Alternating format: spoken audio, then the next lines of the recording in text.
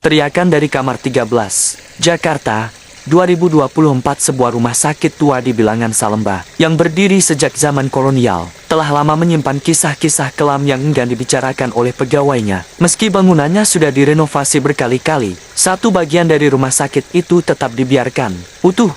Ruang jenazah lama di bawah tanah, yang dikenal dengan sebutan kamar 13. Dulu, kamar itu digunakan untuk menyimpan mayat-mayat korban wabah yang tidak dikenali identitasnya. Seiring berjalannya waktu, tempat itu ditutup. Namun, entah kenapa, penjaga malam dan petugas kebersihan kerap mendengar suara teriakan perempuan dari balik pintu besi tua yang digembok. Penugasan malam. Rani, seorang perawat baru, ditugaskan untuk shift malam selama seminggu. Ia ditempatkan di IGD, yang letaknya hanya satu lantai di atas ruang jenazah. Malam pertama berlalu tanpa hal aneh. Tapi malam kedua, saat ia hendak mengambil cairan infus dari gudang bawah, ia melewati lorong menuju kamar jenazah. Langkahnya terhenti. Teriakan nyaring menusuk malam, seperti suara perempuan yang disiksa. Lirih, memohon, kemudian berubah jadi jeritan marah. Rani buru-buru naik kembali, wajahnya pucat pasi. Tapi saat ia bertanya ke petugas keamanan, "Pak Harry," pria tua itu hanya menjawab singkat, "Sudah biasa, Mbak, jangan diladeni." Jejak darah. Malam keempat, Rani tak sengaja menemukan jejak darah kecil di lorong menuju kamar. Ke-13 awalnya ia mengira itu bekas pasien IGD, tapi jejak itu berakhir di depan pintu kamar jenazah dan menghilang begitu saja. Tak ada bekas seret atau bukti orang masuk. Ketika ia menunduk memeriksa, tiba-tiba lampu lorong mati. Dalam gelap, Rani mendengar suara napas berat dari belakangnya. Lalu, ketukan keras dari dalam kamar jenazah. 3 kali. Doug, Doug, Doug. Rani lari sekencang mungkin. Catatan dokter hilang. Karena dihantui rasa penasaran, Rani mencari catatan lama rumah sakit. Di ruang arsip, ia menemukan berkas dari tahun 1987. Di dalamnya tertulis tentang seorang dokter forensik bernama Dr. Kartika yang menghilang secara misterius di kamar jenazah saat sedang bekerja 2 malam setelah mengotopsi seorang wanita tak dikenal yang tewas karena dibakar hidup-hidup. Dr. Kartika tak pernah keluar dari ruang itu. Saat kamar 13 dibuka, hanya ada jas lab miliknya tergeletak di samping meja otopsi dengan bekas cakaran di tembok dan bercak darah membentuk tulisan, "Aku masih di sini." Pemanggilan terakhir. Malam terakhir Rani bekerja, dia nekat mendekat ke kamar 13 lagi. Kali ini, ia membawa perekam suara. Ia berdiri di depan pintu, menyalakan alat itu, dan berkata, "Siapapun kamu, kenapa masih di sini?" Sunyi.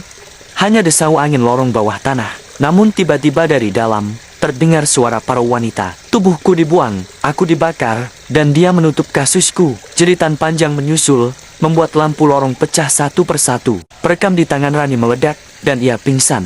Rani mengundurkan diri seminggu kemudian.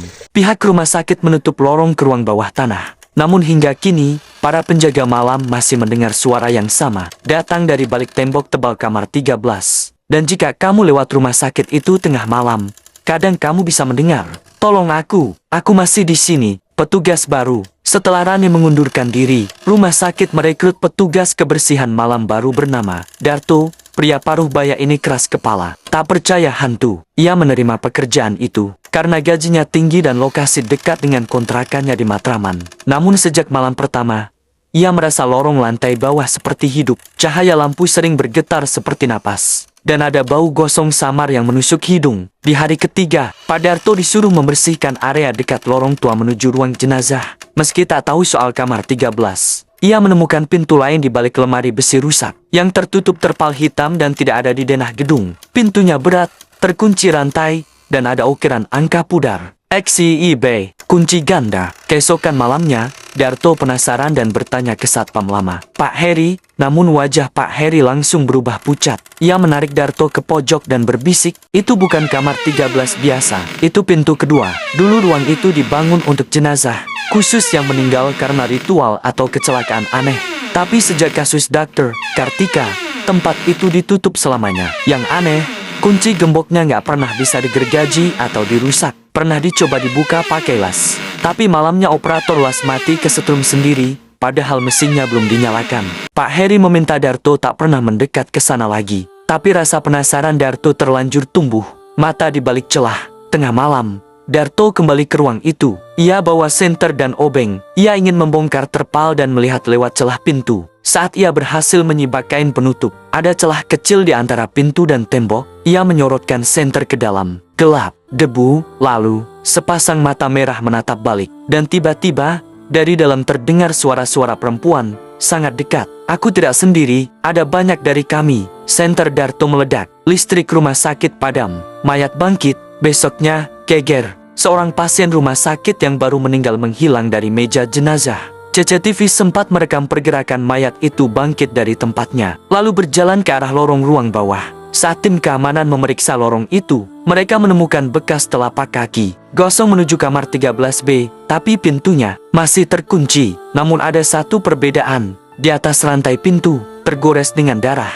Buka kami, Darto tak pernah kembali setelah malam itu. Kontrakannya kosong, dan tak ada yang tahu kemana ia pergi. Namun sejak malam menghilangnya Darto, teriakan dari kamar jenazah tak lagi terdengar satu, tapi banyak. Para petugas malam mulai melapor mendengar bisikan, langkah kaki tanpa tubuh, dan suara gergaji dari balik lantai. Kini, tak ada yang berani turun ke bawah tanah, kecuali satu orang anak magang forensik bernama Myra, yang baru saja datang ke rumah sakit itu. Magang pertama, Myra, mahasiswi kedokteran semester akhir, mendapat kesempatan magang di bagian forensik rumah sakit Salemba. Ia semangat, tapi juga heran karena biasanya rumah sakit itu tidak menerima mahasiswa untuk magang malam. Tapi entah kenapa, ia justru dijadwalkan shift malam selama 2 minggu. Hari pertama, semua terasa biasa. Tapi saat ia memperkenalkan diri ke kepala ruangan, Dr. Yudi, pria itu langsung menatapnya tajam. Nama kamu siapa tadi? Myra. Dok. Dr. Yudi hanya mengangguk pelan. Ia terlihat gugup, tapi tidak bicara banyak. Surat dari masa lalu. Saat Myra diberi meja di ruang arsip, ia membersihkan lacinya dan menemukan amplop tua. Di dalamnya ada surat kuning kecoklatan, bertanggal 12 Februari tahun 1987. Ditulis tangan dengan tinta merah. Jika kamu membaca ini, berarti kamar itu belum sepenuhnya terkubur. Namaku Dr. Kartika, aku bukan gila. Mereka yang aku otopsi dulu, bukan hanya mati, mereka dibangkitkan. Dan aku melihat wajahku di antara mereka. Kunci untuk menghentikan semuanya ada di kantong mayit nomor ke-44, tapi kamu harus cepat. Sebelum malam ketiga, Myra merinding. Ia langsung membuka catatan jenazah dan mendapati bahwa kantong nomor 44 masih tersimpan di freezer. Jenazah bawah tanah ruang yang sudah lama ditutup. Kunci mayit. Malam berikutnya, Myra nekat turun sendiri ke ruang jenazah bawah. Ia menyelinap lewat lift lama yang tak terpakai, membawa senter dan salinan daftar jenazah. Lorong itu dingin, gelap, dan basah. Saat ia membuka freezer nomor 44, bau busuk menyengat keluar. Kantong mayit itu berlumur es, dan jenazah di dalamnya sudah tidak lengkap. Kepalanya tidak ada, tapi di sela kain pembungkus tubuh, Myra menemukan sebuah kunci tua berkarat berbentuk tengkorak. Begitu kunci itu ia genggam, terdengar suara mendesis dari dinding, seolah sesuatu di dalam bangunan itu hidup kembali. Dan dari ujung lorong, lampu menyala sendiri, satu persatu, menuju ke arah pintu kamar 13B, bab 4, rekaman mati. Myra kembali ke atas, berniat melaporkan temuannya ke Dr. Yudi, tapi pria itu tidak ada. Di mejanya, hanya ada rekaman CCTV malam Darto menghilang. Dengan tangan gemetar, Myra memutarnya. Di dalam rekaman, terlihat jelas, Darto membuka terpal, mendekati pintu kamar 13B, lalu ditarik oleh sesuatu yang tak terlihat. Wajahnya berteriak, tubuhnya melayang ke udara, lalu diseret ke balik celah pintu. Tapi di detik terakhir sebelum video berakhir, Myra melihat bayangan lain. Di pojok ruangan, sosok perempuan, mengenakan jas lab berdarah, berdiri diam dengan mata kosong. Itu, Dr. Kartika. Malam itu, Myra menyembunyikan kunci tengkorak di balik bajunya. Ia yakin, kunci itu bisa membuka kamar 13B dan mungkin menghentikan teror yang mulai membangkitkan korban satu persatu. Tapi ia belum tahu satu hal, kunci itu bukan untuk membuka, tapi untuk melepaskan. Dan suara-suara dari kamar 13 mulai memanggil namanya. Myra, buka pintunya. Kamar yang tak pernah ditutup. Malam kelima, Jakarta diguyur hujan deras. Petir sesekali menyambar langit di atas rumah sakit Salemba. Myra berdiri di depan pintu kamar 13B,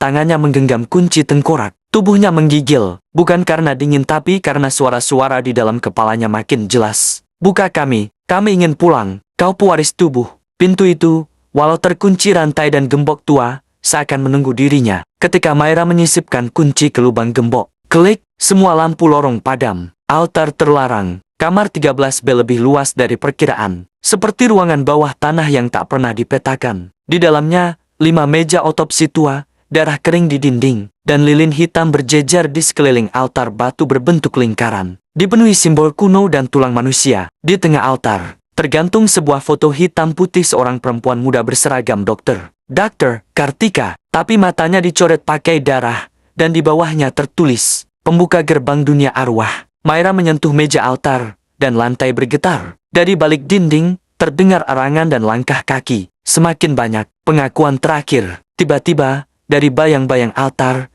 muncul sosok tua Dr. Yudi. Kamu memang dipilih, katanya pelan. Kamu cicit dari Dr. Kartika.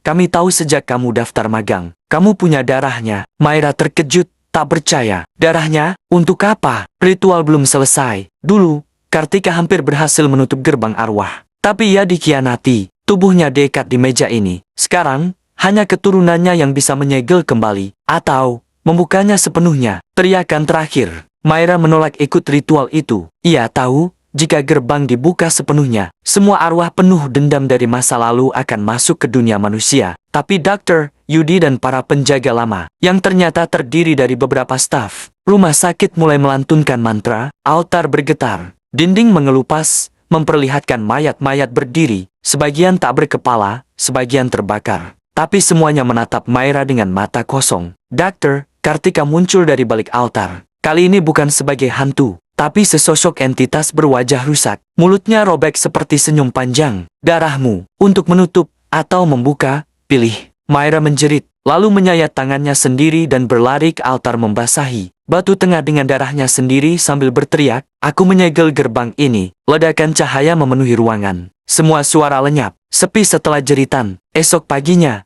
ruang bawah tanah dinyatakan runtuh. Tidak ada yang bisa masuk lagi ke kamar. 13B, polisi hanya menemukan alat-alat forensik tua, dan rekaman video rusak berisi suara samar perempuan berbisik, terima kasih. Myra ditemukan pingsan di ruang IGD, kehilangan ingatan soal peristiwa itu. Ia keluar dari magang dan kembali ke kota asalnya. Rumah sakit tetap beroperasi, tapi kamar jenazah dipindahkan. Tidak ada lagi yang berani menyebut angka ke-13. Tapi bagi sebagian orang yang masih bekerja malam, sesekali, mereka mendengar suara samar dari balik dinding yang kini tertutup beton berbunyi. Belum semuanya pergi, kami masih menunggu.